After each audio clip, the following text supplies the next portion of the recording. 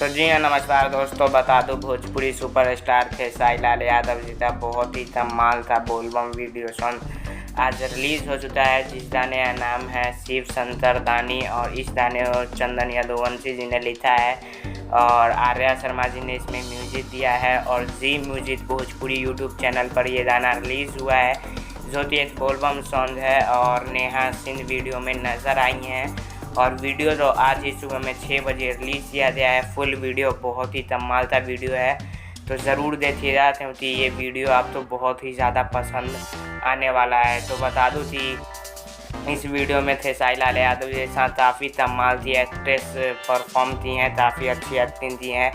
और back to back Khesari Lal Yadav ji के नए नए गाने सुनने को मिलेंगे आप तो मिल रहे हैं, जो कि बोलबम के हैं।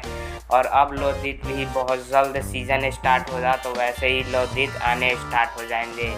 तो इसी तरह से अपडेट के लिए चैनल को सब्सक्राइब करते बेल आइकन जरूर दबाएं।